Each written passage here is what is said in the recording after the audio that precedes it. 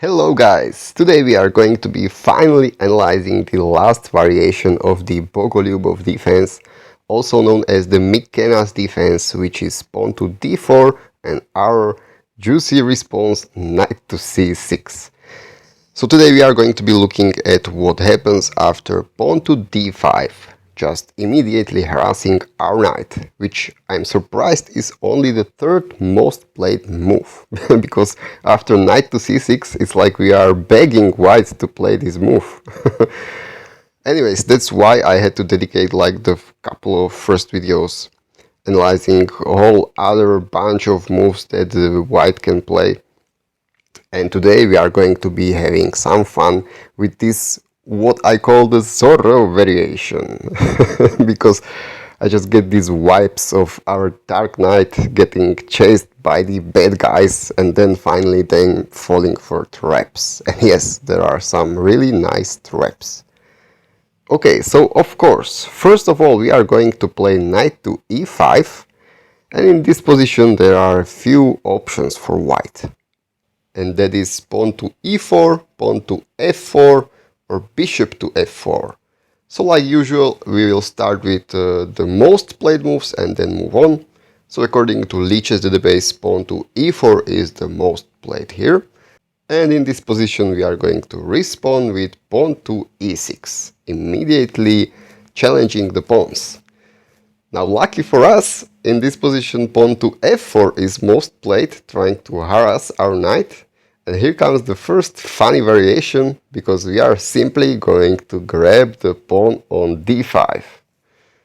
And like 85% of people are going to grab the knight, which is not correct. The correct move here is to develop knight to c3. I mean, like, who wouldn't grab a free knight? And fun fact is, this gets played also at the master level, and also everybody seems to be grabbing this knight, which is funny. Yeah, so after they grab the knight, here comes our queen to h4 check.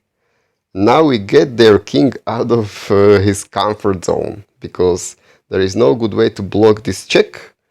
Pawn to g3 fails because of queen captures on e4 check, and then we grab the rook, resulting us being up a pawn and up an exchange. So that's why they need to move their king, and let me now explain. They have two squares where they can move the king, and it doesn't matter which they play.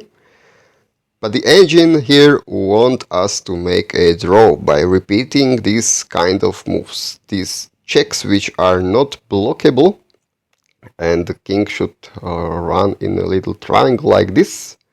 And we should keep delivering checks from these three squares. They can sometimes maybe try to run to c3, but here we would just send them right back with this check.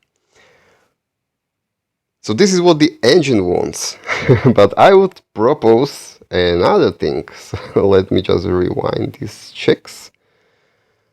Okay.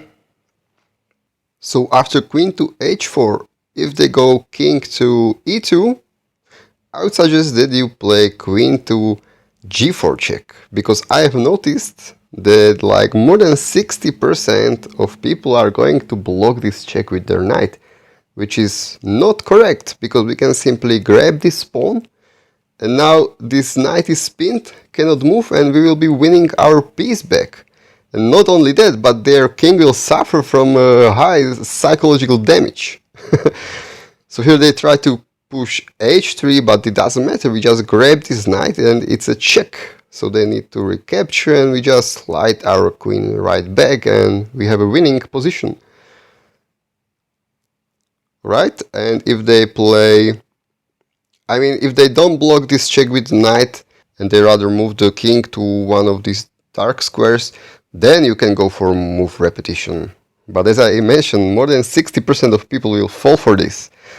And after queen to h4 check, if they move the king to d2, which is the most played move, I would suggest that you play queen to f4 check, because here most guys will go king to c3, and now you can capture this pawn with check, And white goes like, finally I can block this check with my queen and consolidate. But you can just grab the pawn on e4. Now 100% of people captured the queen, which is not correct. You can recapture. Here you are up 3 pawns for a knight, and nobody lost this with black pieces. Everybody either won or drew, and the reason is, I believe it's just easier to play with black, because you will have all the space with your pawns, and white has a misplaced king, and they will need to worry constantly about your pawns just marching forward and promoting. Alright, this is all happening in this variation after the most common move pawn to e4, e6 and pawn to f4. And also they need to capture the knight, which is like what everybody does. Okay, let's go back. If they don't play f4, then they are likely to just grab this pawn. Now here you have an option to either capture with your e-pawn or with your f-pawn. Let me tell you that the engine likes to grab it with their e-pawn, which I find boring because it leads to a quick endgame. But if you are a fan of endgames, let me just briefly explain that you can here expect your opponent to play bishop to f4 and try to develop with tempo, but you can hit the bishop right back with your knight and they are likely to park it on g3. After which you can play h5 and hoping them to blunder and just develop something which would get their bishop trapped. But you can expect them to make a luft with h3, after which you can harass the bishop to h2 and follow it up with this quick bishop exchange, where the engine says that this position is slightly better for black. But let's just not talk about this anymore, because I would suggest that you grab this with your f-pawn. And the reasons are not only you get to keep the queens on the board, but also now you have a prospect of developing your pieces somewhere in the future and getting short castled and already having a nice semi-open file for your rook. And on top of everything, the most played move in this position is queen to h5 check. The opponents will see that this is a check and it also hits this unprotected knight, but this is not a correct move, because you can conveniently use your knight to block this check, and here 20% of the time your opponents will play a funny blunder of bishop to g5. They think they're smart because now they are hitting your queen and this knight is pinned so it cannot capture the bishop. But joke's on them, because you can grab the bishop with your queen. And after they capture, you recapture and you are simply up a piece. And if they don't blunder their bishop in this fashion immediately, then they are most likely to just develop their knight to f3. But here you can start using their queen as a target and you go g6. They are most likely to go queen to g4. And you play knight to f6. Here they are most likely to go queen to f4 and blunder their bishop in this fashion. Because you go bishop h6, and if they move their queen away, then you grab the bishop. Though the engine is suggesting that they let go of the queen and just grab the bishop and have 2 pieces for a queen. Alright, so these are some funny traps in the most played variation after you grab this pawn with your f-pawn. Well, if they don't grab this pawn and if they don't play pawn to f4, which is what we've been looking at, then the third most played move is bishop to f4. Here the engine wants us to play knight to g6, and this position should be around equal, but the response that I find being the trickiest is to push pawn to d6.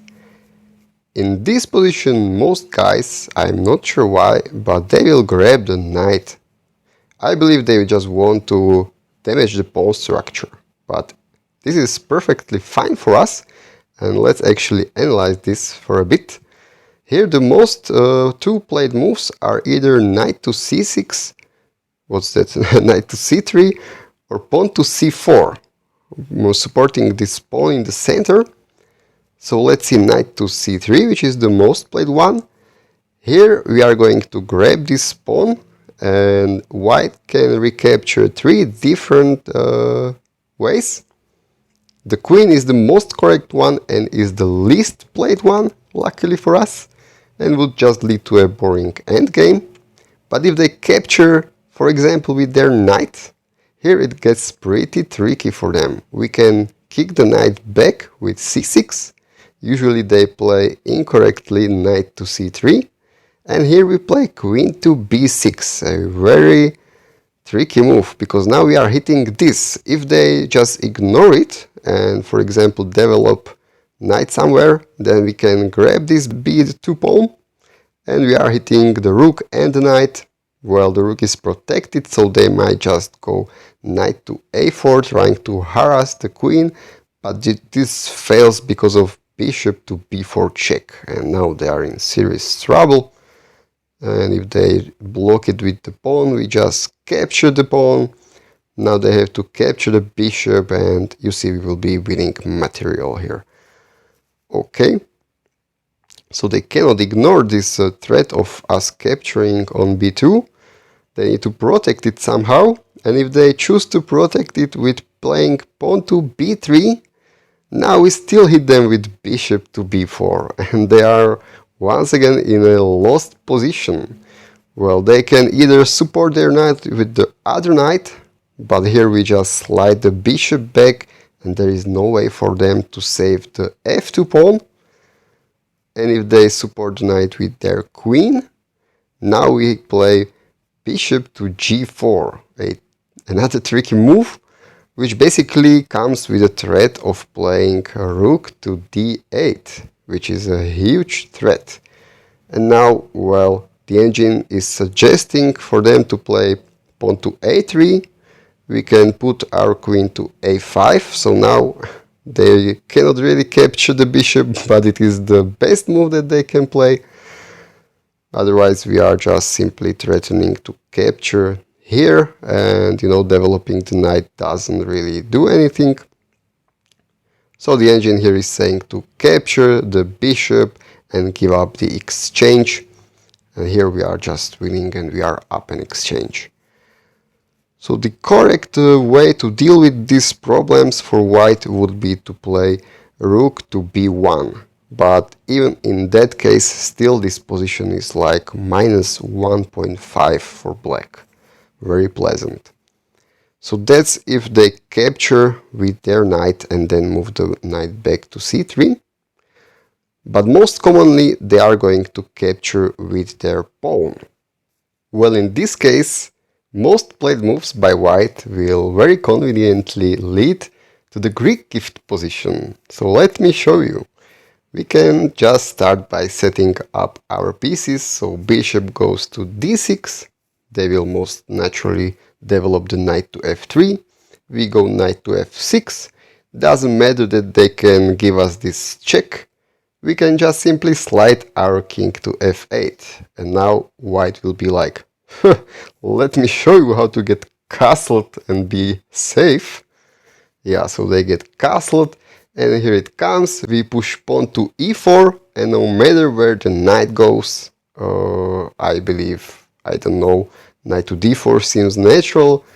We can sacrifice our bishop on h2 with check, and after they grab the bishop, we go knight to g4. And if they happen to hide their king back in the corner, our queen arrives to h4, and now their only hopes to prolong the game is to sacrifice the queen for this knight. And if they play more correctly and they lurk out the king, well, in this instance, I believe pawn to h5 is the way to continue.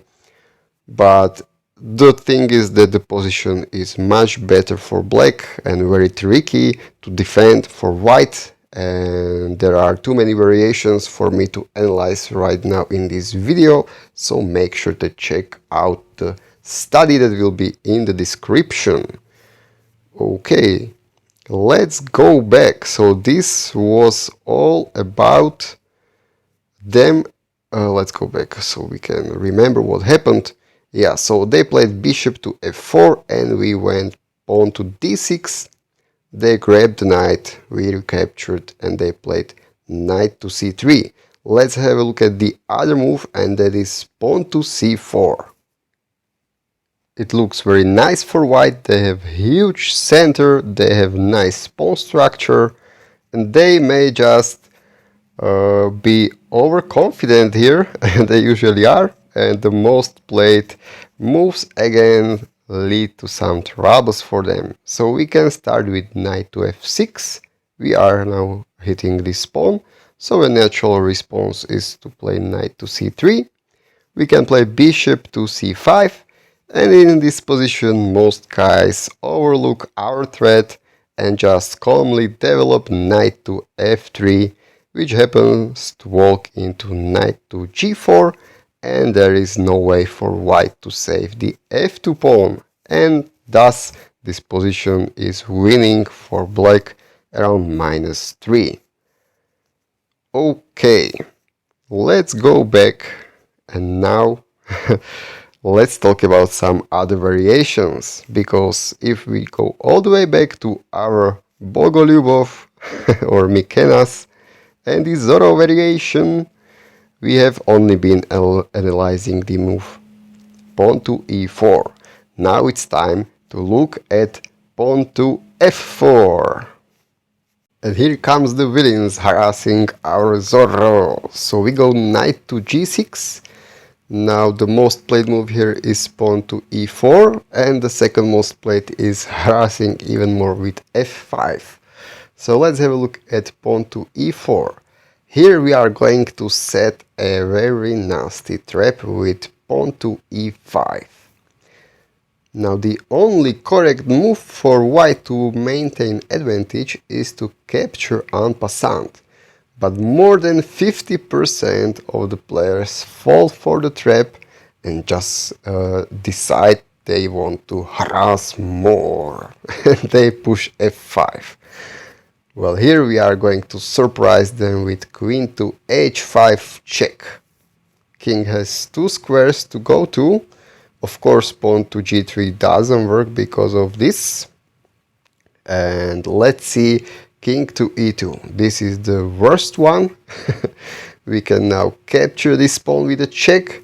And this is -5 and we are winning. The usual line goes like they block the check with the bishop. We give this knight check, they go to f2, we capture this pawn, they try to exchange the queens, but we don't mind, we just develop our knight to f6. And even though they can exchange the queens, and technically they don't even lose any pieces, we will be at least 3 pawns up, and the evaluation is -10 almost here. Super crushing for black. And if the king doesn't go to e2 but goes to d2, we can surprise them again with knight to f6. If they take the bait and capture the knight on g6, here comes our knight to e4 check. And where does the king go? It has some options like here, here and here, so let's see them one by one.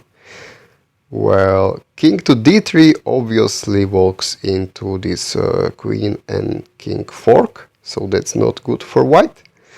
If the king goes to e3, there is an amazing checkmate in 9 moves, so let's see that.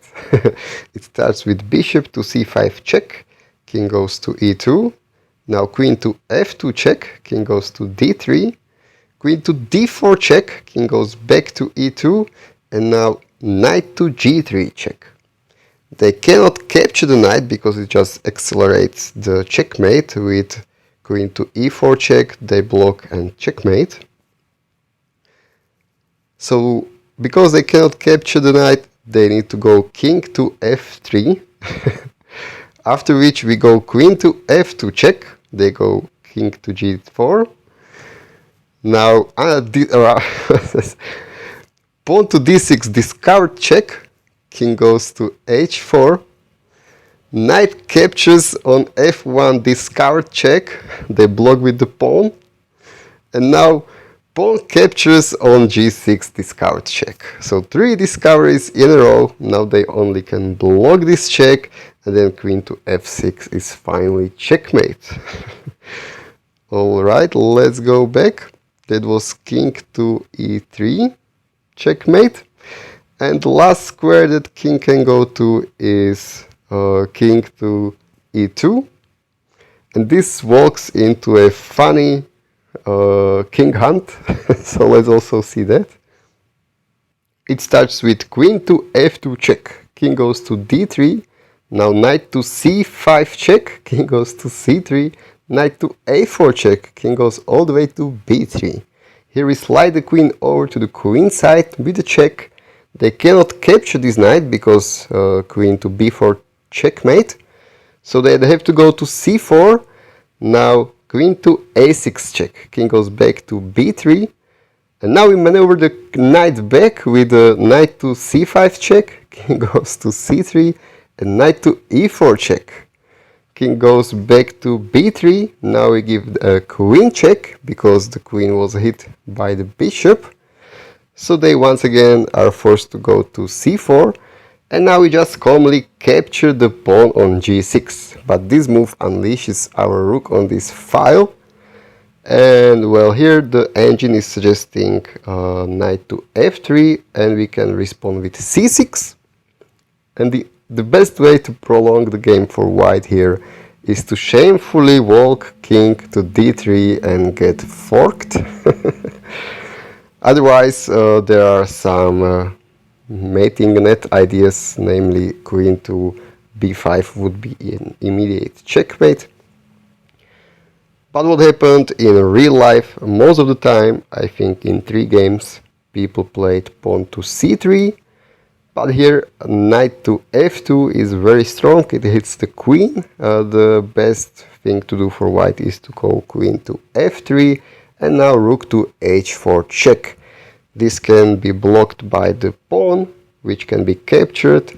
Now this needs to be captured by the queen, and we win the queen in this manner.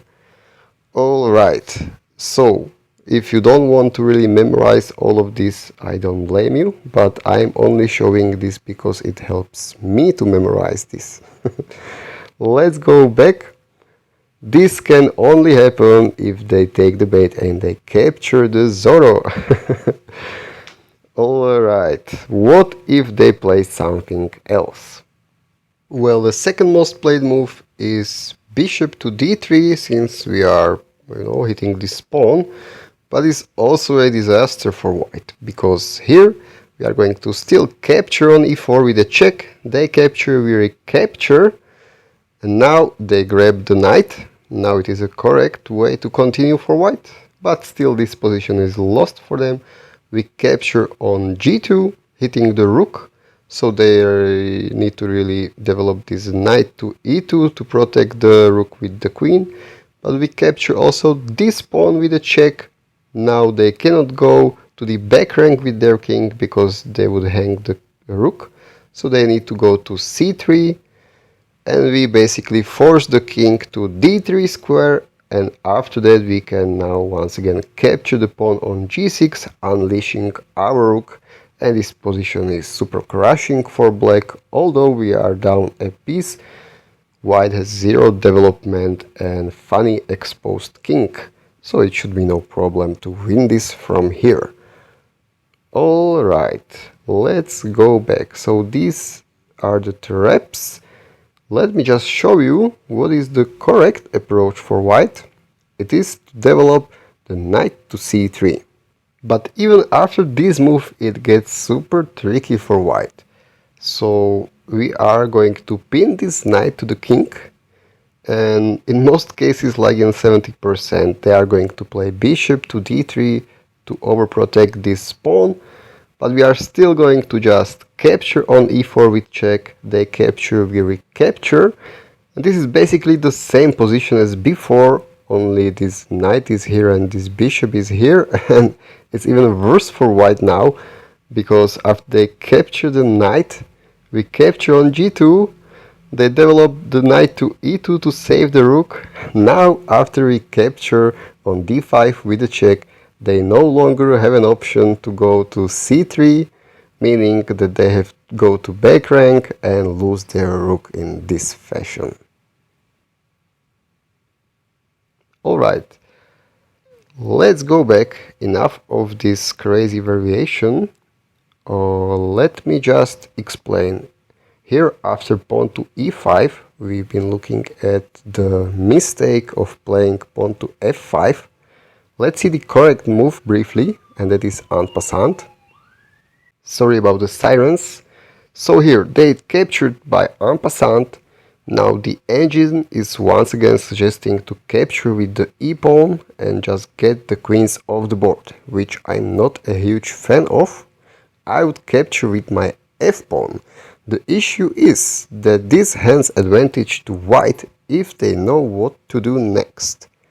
I mean, if they play the most natural and most played move, knight to f3, it's totally fine for us, life will go on.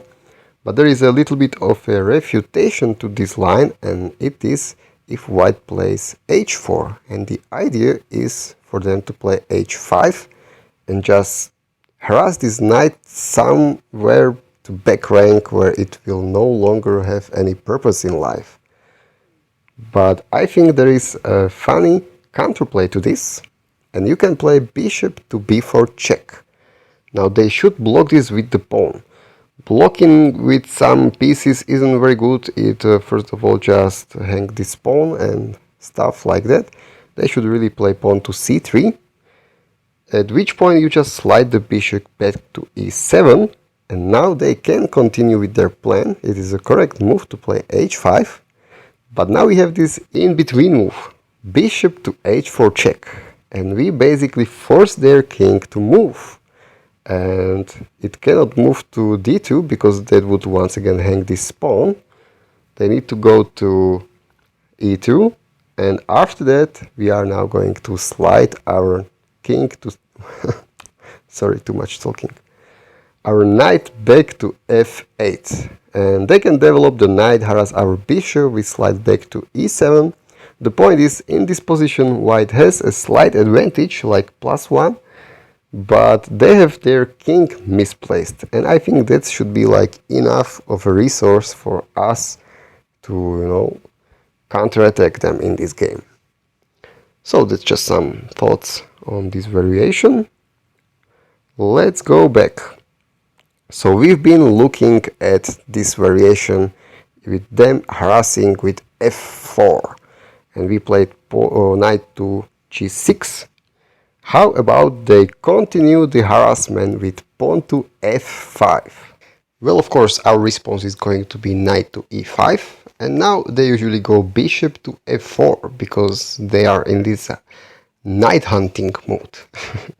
So we will support our knight with d6, and here usually they trade the knight for the bishop to damage our pawn structure.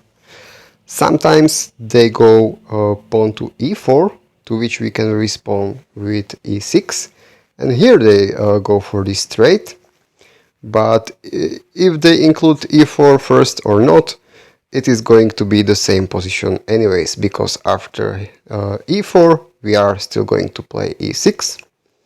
And our point is to create this big tension, because they have two captures available, and those are the two most played moves, and both of them are mistakes. So let's see the first one.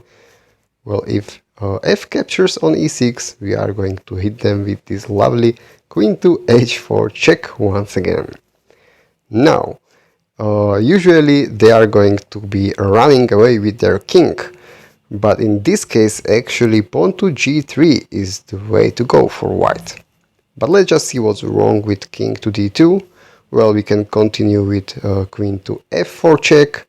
They usually go to d3. Now we can bring our knight to f6, and most of the time they will throw in this in-between move with capturing on f7, which is totally fine for us. And here, if they would try to go for this quick queen exchange, we have this sneaky move, queen to c1, and this comes with a huge threat of capturing on b2 and getting this rook, and this is like -7 crushing for black. So that's why they cannot do that. They should first include this knight to d2 move, but we can respond with knight to g4, going for goals of our own. And well, here they should go for queen to f3, but we still hit them with knight to f2 check. And depending where the king moves, for example, somewhere here, we just grab the rook. And if they play what the engine says is more correct and they go for king to e2, we can even hit them with bishop to g4 and we will win the queen soon. Alright, let's go back. Let's see what happens if they correctly play pawn to g3 to block the check. So we are going to grab the pawn on e4 with a check. They are going to block it with their queen, and I believe the engine doesn't even think grabbing the rook is the best move. But it suggests some funny moves like this and then let the bishop hang for a while. Crazy stuff. But if you want to, I would suggest that you can capture the rook, but be mindful of the next variation. If your opponent will now just grab this pawn on f7, then you are out of the waters. I mean, that's great because you will recapture with the king is going to be totally fine, and most importantly, your light square bishop will be able to join the game quickly. But if your opponent plays correctly and plays knight to f3, as the knight was not only hanging, but they want to set up a mating net for your queen and trap it. So after knight to f3, now you need to develop your knight to f6.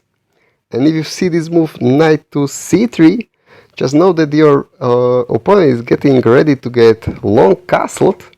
And if you do like some normal looking move, if you, for example, just capture the pawn on e6, they will get castled. And then what do? You develop your dark square bishop and your queen will get trapped just like this. So that would not be very good for you. So after knight to c3, what you need to do is play this crazy move, bishop captures on e6. And the point is, after they capture the bishop, which is not correct, but I mean, they are going to do that, now you get a long castle and you prevent them from castling. And now they are back in trouble, because what do? Well, the engine is suggesting to grab the pawn, after which you are going to develop your bishop and get voluntarily forked by the knight. But it doesn't matter, because you have this sneaky move, rook to d4, and now, well, they are in lots of trouble, because this move is coming, which will win the queen, and there is no good way to defend against that. The engine is suggesting to just grab the rook at least, and then, you know, say bye-bye to their queen. So that's just how tricky it is. I mean, I could spend next 5 hours just analyzing this variation, but let's go back. Let's briefly touch on D captures, okay? It's still queen to h4 check. Now, if they run their king, that's great for us. This is winning for black. You can harass the king from f4, and if you ever see them going king to d3, just know about this trick. Bishop captures on e6, because now you are threatening to win the queen like this. But if they block this check with pawn to g3, you capture on e4 with check and they block it with the queen.